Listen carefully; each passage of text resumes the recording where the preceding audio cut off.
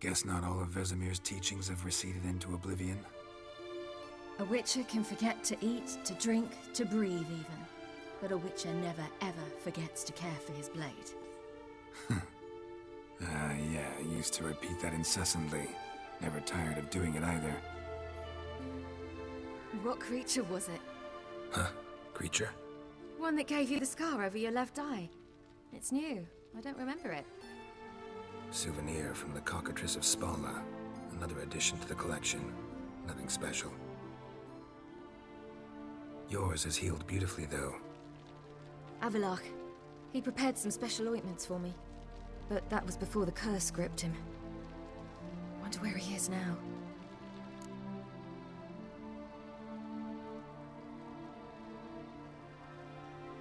We lifted the curse. He's at Kaer Morhen, waiting for you. Are you serious? You must be. You'd not jest about something like that. A nice thing to wake up to. You trust him? Avallac'h? He's not let me down to date. Not once.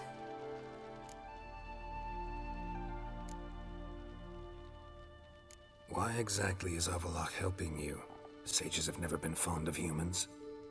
He doesn't do it for me. It's about my power. As if it could ever be about anything else. Avallac'h tried to teach me how to control my ability. He was also making sure I didn't fall into Eredin's hands.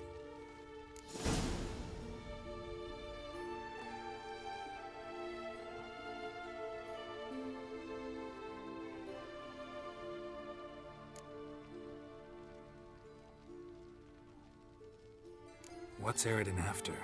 What's he want from you? What everyone wants. Control of my powers. His homeworld faces annihilation. Eredin's decided to invade ours. Brilliant, wouldn't you say? Can't achieve much on his own, so he needs to bring an army. Except his navigators can't possibly move him and thousands of NL between planes. Their abilities won't allow it. Whereas yours will. Exactly. And if I die in the process, well, that's a necessary sacrifice.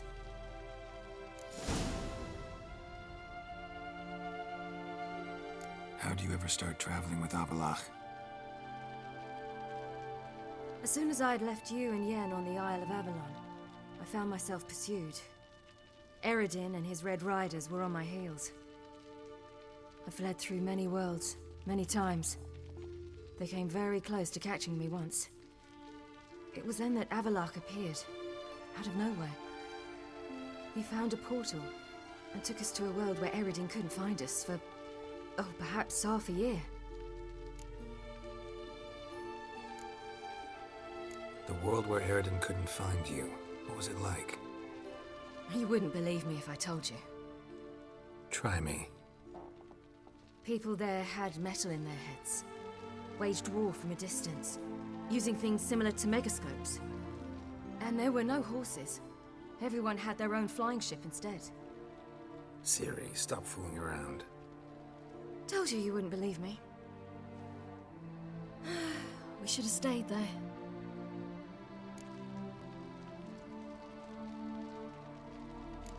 So why'd you return? I thought the hunt had lost my scent for good.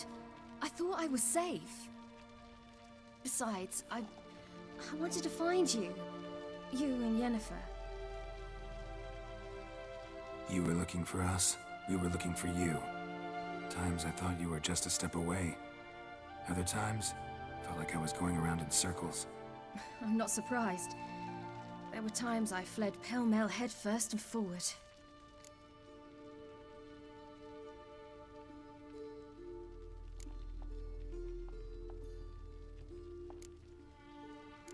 So tell me how it happened, step by step. Eredin located us mere moments after we landed on Ard Skellig. Soon after, he and his riders surrounded us. I thought it was over, the end. Turned out Eredin had other plans. He produced the phylactery, uncorked it. A fog enveloped us, and Avallac'h began gasping for air. That's how Eredin cursed Avallac'h, triggered his transformation into Uma? Yes. He didn't wish to kill him. Humiliation, that's what he was after. But Avallac'h refused to succumb without a fight. He cast a spell that wrought havoc in the hunt's ranks. And in a full half of a forest on Ard Skellig. Yet it also gave us time to flee. Avallac'h opened a portal. I leapt in. He was supposed to follow right behind me, but something went awry. Impaired by the curse, he failed to reach the portal in time. We had agreed that if anything went wrong and we were separated, we would meet at his hideout in Velen. But you failed to meet there. Yes, we failed to. Once through the portal, instead of at Avallac'h's hideout, I landed right in the middle of Crookback Bog. I barely escaped the crones. And then there was the Baron. You know, he took me hunting. I killed a wild boar with my sword. I heard. A coincidence, really. I had no desire to hunt that day, but it felt wrong to refuse. I'd taken nothing remotely resembling a hunting weapon. I simply hadn't intended to hunt. I was wandering through the forest, breathing deep the air. And then I heard a strange sound. Unsettling. Boar attacked you? Mm-hmm. Big as a bison, and lumbering straight at me. And all I had was my sword. Had to manage.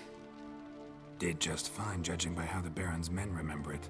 Simple soldiers, the whole lot. But we got along splendidly. A shame I had to leave.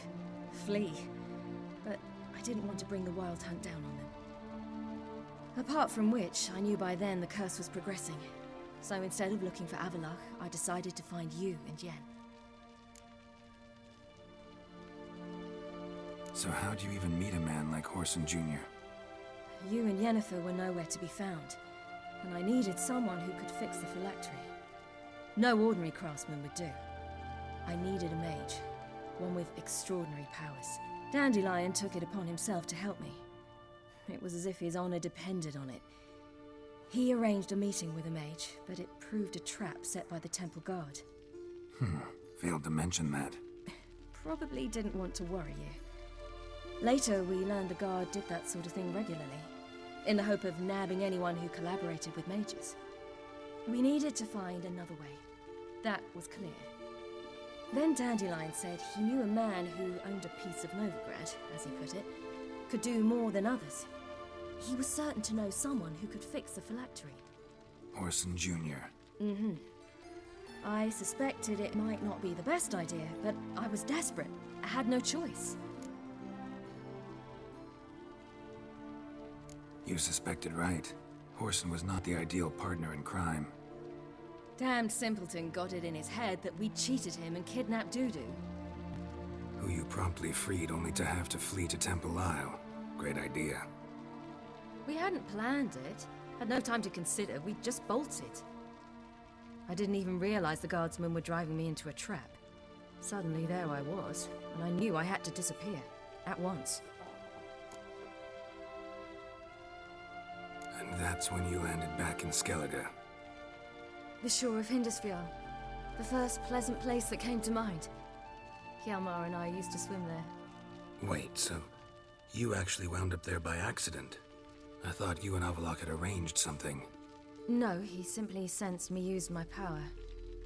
Just as Eredin can sense where I am, where I travel. In fact, Eredin arrived soon after I did. His riders in tow. Once again, things happened quickly. Lofoten, the hunt's attack, my flight. And then... dreams. Just dreams.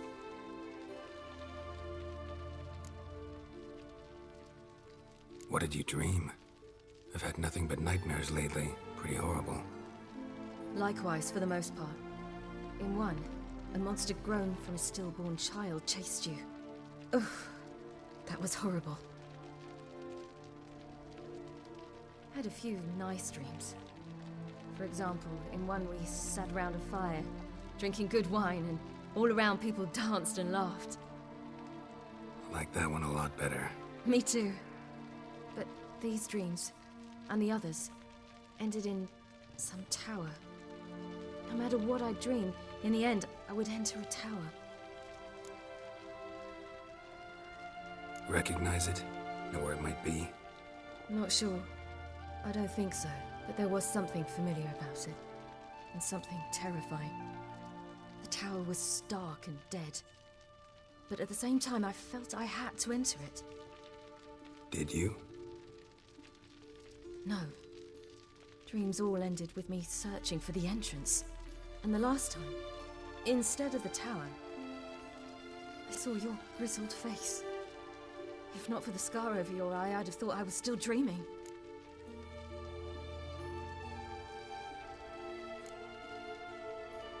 I was afraid you were dead. Found some dwarves here.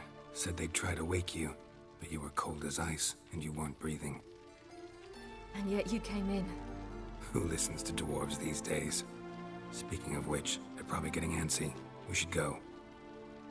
Got a boat on the beach. Once we land, we'll head for Kaer Morhen. On horseback. Right. Conventional means of travel. They're just better.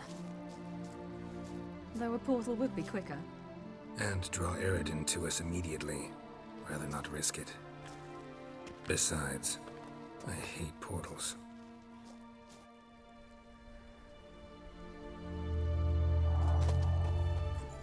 Damn.